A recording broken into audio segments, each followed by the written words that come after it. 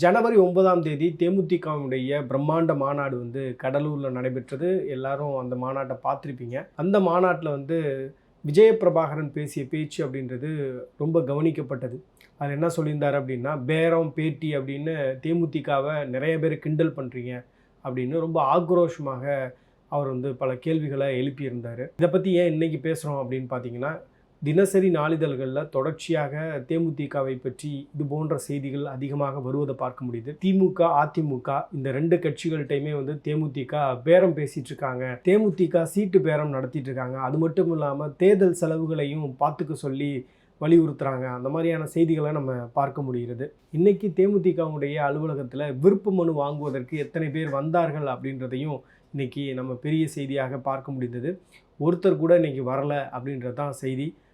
கடந்த 6ஆம் தேதி பிப்ரவரி 6ஆம் தேதி முதல் 12ஆம் தேதி வரை தேர்தலில் போட்டியிட விரும்புபவர்கள் விருப்ப மனு வாங்கலாம் அப்படின்னு தேமுதிக தலைமையிலேருந்து அறிவிப்பு வெளியிட்டிருந்தாங்க. அறிவிப்பு வெளியிட்டு இன்றைக்கி வந்து 4வது நாள். இந்த 4வது நாளில் வந்து யாருமே வந்து தேர்தலில் போட்டியிடுவதற்கு விருப்ப மனு வாங்க வரலை அப்படின்றது தான் ஒரு பெரிய செய்தியாக மாறியது. தேமுதிகவை பொறுத்தவரையில் விருப்ப மனுவுக்கு சில கண்டிஷன்ஸ்லாம் வச்சுருந்தாங்க. பொது தொகுதி அப்படின்னா 15,000, அதே மாதிரி தனி தொகுதி அப்படின்னா 10,000.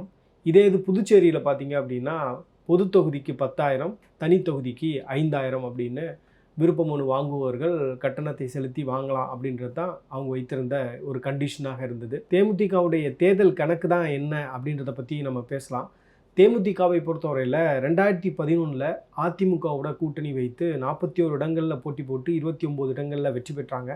அந்த மனநிலையோடு தான் இன்றைக்கி இருக்கக்கூடிய கட்சிகளோடையும் அவங்க வந்து கூட்டணி பேச்சுவார்த்தையை நடத்திட்டு இருக்காங்க அப்படின்றது தான் நிறைய பேர் சொல்லக்கூடிய தகவலாக இருக்குது. ஏன்னா கடலூரில் நடந்த மிகப்பெரிய ஒரு பொதுக்கூட்டத்தை நம்ம எல்லாருமே பார்த்துருப்போம். இன்றைக்கும் விஜயகாந்தனுடைய தொண்டர்கள், தேமுதிக தொண்டர்கள் ரொம்ப துடிப்பாகவும் உயிர்ப்போடும் இருக்கிறாங்க.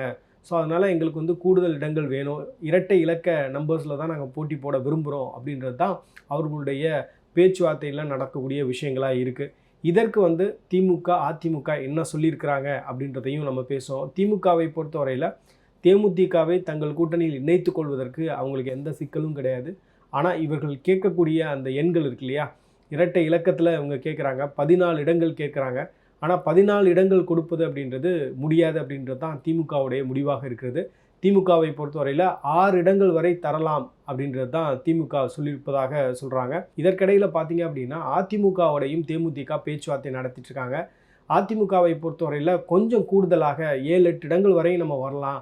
பட் ஆனால் இவர்கள் கேட்பது போல் இரட்டை இலக்கத்துலலாம் கொடுக்க முடியாது, தேர்தல் செலவுகளை நம்ம கவனித்து கொள்ளலாம் அப்படின்றது தான் வந்து அதிமுக சொல்லியிருக்கக்கூடிய விஷயங்களாக இருக்குது. இதற்கிடையில் அவங்க வந்து தாவேகாவுடையும் கூட்டணி பேச்சுவார்த்தை நடத்தியிருப்பதாக சொல்கிறாங்க.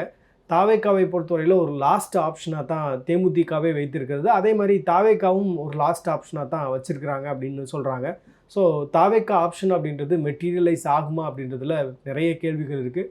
திமுகவை பொறுத்தவரையில் ஒருவேளை காங்கிரஸ் இந்த கூட்டணியிலிருந்து விலகி சென்றால் நம்ம வந்து தேமுதிகவையும் சீனியர் ராமதாஸையும் உள்ளே நம்ம வந்து கூட்டணிக்கு கொண்டு வரலாம் அப்படின்றது அவங்களுடைய கால்குலேஷனாக இருக்குது. எது எப்படி இருந்தாலும் திமுகவை பொறுத்தவரையில் ஒரு பெரிய வானவில் கூட்டணி அப்படின்றது நம்ம கட்டமைக்கணும். இப்போ தேமுதிக போன்ற ஒரு கட்சிகள் வரும் பொழுது அந்த எதிர்ப்பு வாக்குகள் அப்படின்றது தேமுதிகவுக்கு கொஞ்சம் குறைவாக இருக்கும். அதனால் வந்து தேமுதிக வந்தது அப்படின்னா ஒரு ஆட் ஆன் வேல்யூவாக இருக்கும்.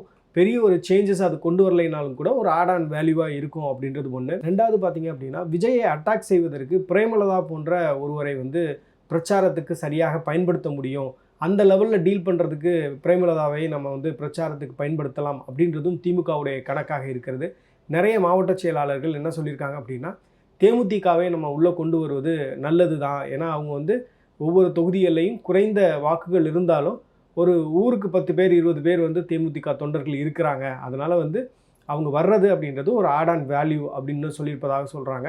அதே நேரத்தில் எடப்பாடி பழனிசாமியை பொறுத்தவரையில் கடந்த 2024 நாடாளுமன்ற தேர்தலின் போது நாங்கள் 2 பேரும் தான் வந்து ஒரு ஸ்டார் கேம்பெயினராக நின்று பிரச்சாரம் பண்ணோம். ஸோ பிரேமலதாவுடைய பிரச்சாரம் அப்படின்றது ஒரு அடிஷ்னல் வேல்யூ தான். ஆனால் அவங்க கேட்கக்கூடிய அந்த நம்பர்ஸ் அப்படின்றது ரொம்ப அதிகமாக இருக்குது அப்படின்றது தான் அவருடைய கவலையாக இருக்கிறது. அதே நேரத்தில் பார்த்தீங்க அப்படின்னா பாஜகட்டையும் பல டிமாண்ட்ஸை வந்து தேமுதிக முன்வைப்பதாக சொல்கிறாங்க.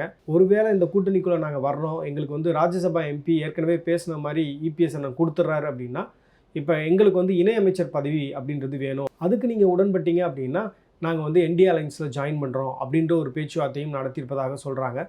ஸோ இப்படித்தான் தேமுதிகவுடைய இந்த பேச்சுவார்த்தை அப்படின்றது நடந்து கொண்டிருப்பதாக சொல்லப்படுகிறது. நான் பிகினிங் ஆஃப் த வீடியோவில் சொன்ன மாதிரி ஜனவரி 9ஆம் தேதி கடலூரில் விஜய் பிரபாகரன் பேசின பேச்சு அப்படின்றது ரொம்ப உணர்வுபூர்வமான ஸ்பீச்சு. அவர் இதயத்திலேருந்து பேசின மாதிரியான ஒரு பேச்சு அப்படின்னு நான் நினைக்கிறேன். ஏன்னா இப்போ வந்து தொடர்ச்சியாக அரசியல் களத்தில் தேமுதிகவை வந்து ஒரு பேர அரசியல் செய்யக்கூடிய கட்சி அப்படின்னு தொடர்ச்சியாக விமர்சனம் பண்ணுறாங்க.